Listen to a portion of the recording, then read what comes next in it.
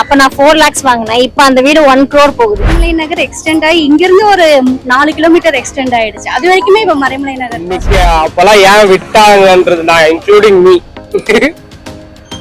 ஏன் விட்டோம் ஒரு பிளாட் வாங்கி இருக்கிறதா இண்டஸ்ட்ரியல் ஏரியான்றதுனால நீங்க 6 months ஒன்ஸே வந்து ரொம்ப அதிகமா தான் ஆயிட்டே இருக்கே தவிர ஸ்டாண்டர்டா இல்ல. இந்த ரேட்டு வந்து ஸ்டாப் ஆயிடும் அப்படின்லாம் வாய்ப்பே இல்ல. வருஷத்துல 4000 இருந்துச்சு, ஓகே இப்ப 7,000 81 தொடர மாதிரி தான் இருக்கு. 81 lakhs.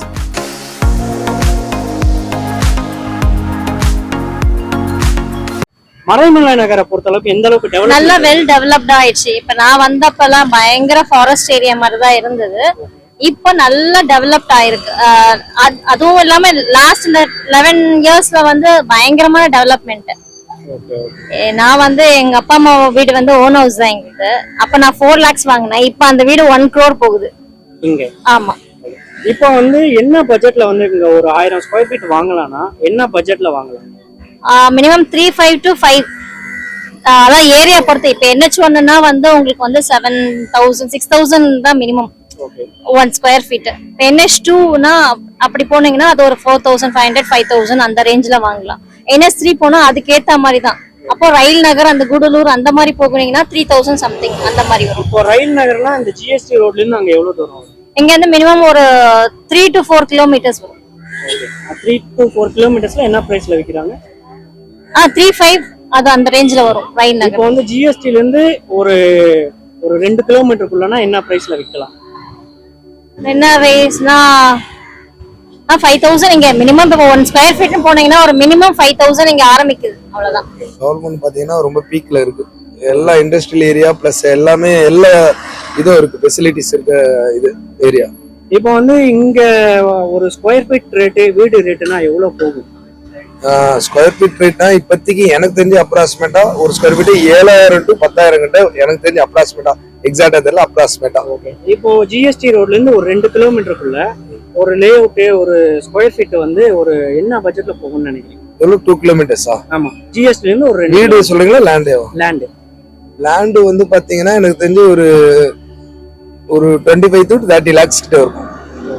ஸ்கொயர் ஃபீட்ல சொன்னா ஸ்கொயர் ஃபீட்லனா பாத்தீங்கன்னா ஒரு 3,500 ரூபா ஒரு ஸ்கொயர் ஃபீட், 3,500 to 4,000 ரூபா ஸ்கொயர் ஃபீட் எனக்கு தெரிஞ்சு ரீசனபிளா இருக்கும். ஆமா.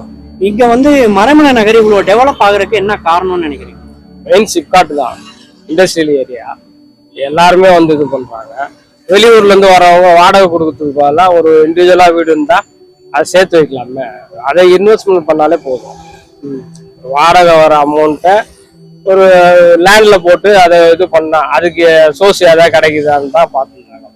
கொஞ்சம் கிடைச்சது எல்லாம் வாங்கினாங்க. வாங்கினா எவ்வளவு போகுது? மினிமம் 6,000 ரூபா. மினிமம் 6,000 ரூபா. அது குறைஞ்செல்லாம் கிடையாது.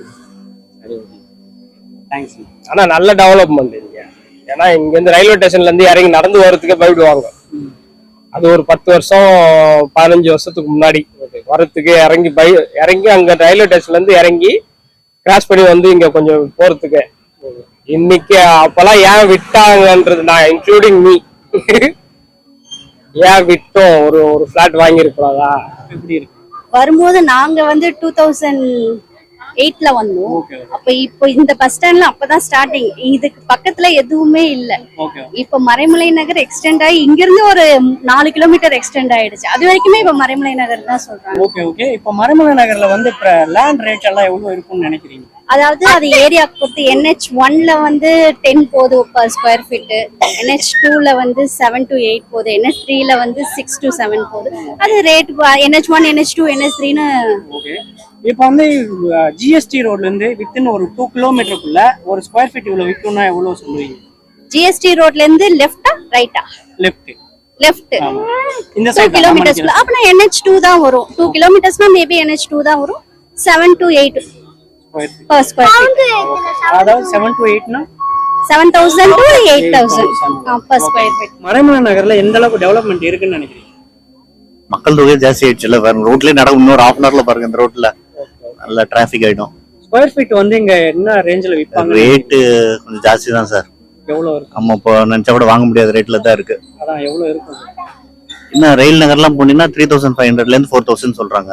ஓகே மெயின்லாம் போனீங்கன்னா 11,000 12,000 சொல்றாங்க. நம்ம தமிழ்நாட்டிலேயே ரொம்ப அசுர வளர்ச்சி உள்ள டெவலப்மெண்ட் ஏரியா மறைமலை நகர் தான். அதான் எப்படி சொல்றீங்க அது? ஏன்னா இப்போ கடைசியா வந்து சென்சஸ் எடுக்கும் போது மறைமலை நகர் முனிசிபாலிட்டி வந்து ரொம்ப நல்லா பண்றாங்க அப்படின்னு கேள்விப்பட்டேன். பிளஸ் இங்க எல்லாமே நம்மளுக்கு ப்ரீ பிளான்டா இருக்கு. ட்ரைனேஜ் சிஸ்டம் இருக்கு, இபி கனெக்ஷன் இருக்கு, மழை பெஞ்சா தண்ணி வடியறது, அதெல்லாம் டக்கு டக்குன்னு நடக்கும். அதனால இங்க வந்து டெவலப்மெண்ட் நிறைய இருக்கு. மெயினா வந்து இண்டஸ்ட்ரியல் ஏரியா தான் சார். இண்டஸ்ட்ரீஸ் நிறைய இருக்கிறதுனால தான் டெவலப் ஆகுது. ஓகே. இப்போ ரெண்டல் பொறுத்த அளவுக்கு இப்போ நீங்க ரெண்டலா இல்ல நான் ஓன் ஹவுஸ் தான், அபார்ட்மெண்ட்ல தான் இருக்கேன். ஓகே. நீங்க வாங்கும்போது எவ்வளவு? நான் ரொம்ப சீப்பா தான் வாங்கினேன். ஏன்னா 2005ல வாங்கினேன். இப்போ வந்து மறைமலை நகர் வந்து ரெண்டலா எவ்வளவு? சிங்கிள் டபுள் பெட்ரூம்னா 8,000 போகுது சார். ஓகே. சிங்கிள் பெட்ரூம்னா ஒரு 5,500 6,000 அந்த ரேட்ல இருக்கு. இல்ல டெவலப்பிங் ஏரியா தான். ஏன்னா இப்போ இந்த தாம்பரத்துல இருந்து மறைமலை நகர் சென்டர், செங்கல்பட்டுல இருந்து மறைமலை நகர் சென்டர். சோ எல்லாத்துக்குமே நம்ம சென்னை போனோம்னாலும் ஈஸியா ஆக்சஸ் பண்ணிக்கலாம், இந்த பக்கம் போனாலும் நம்ம ஈஸியா ஆக்சஸ் பண்ணிக்கலாம். இன்னொன்னு இண்டஸ்ட்ரியல் ஏரியான்றதுனால நீங்க 6 months ஒன்ஸே வந்து ரொம்ப அதிகமா தான் ஆயிட்டே இருக்கே தவிர ஸ்டாண்டர்டா இல்ல. இந்த ரேட் வந்து ஸ்டாப் ஆயிடும் அப்படின்லாம் வாய்ப்பே இல்ல. வர சொல்ல 4,000 இருந்துச்சு, ஓகே. இப்ப 7 வரையும் 7,000 போகுது. இப்போ இந்த லொகேஷன்ல வந்து உமன் சேஃப்டி எந்த லெவல்ல இருக்குன்னு நினைக்கிறீங்க? பெஸ்ட் தான் சார். நைட்ல வந்து லேடிஸ் வெளியே போறது வர்றது அதெல்லாம் எந்த ப்ராப்ளமும் நிறைய கூடிருச்சு. வீடா இருந்தா எவ்வளவுக்கு வாங்கலாங்க? அது வீடா இருந்தா இப்ப புதுசா வாங்குறதுன்னா 75 81 தொடர மாதிரி தான் இருக்குப்பா. 81 lakhs. இப்போ நீங்க இங்க 12 வருஷமா இங்க இருக்கீங்க. ஆமா. இப்போ இந்த ஏரியா வந்து எவ்வளவு டெவலப் ஆயிருக்கு? நல்ல டெவலப்மெண்ட்.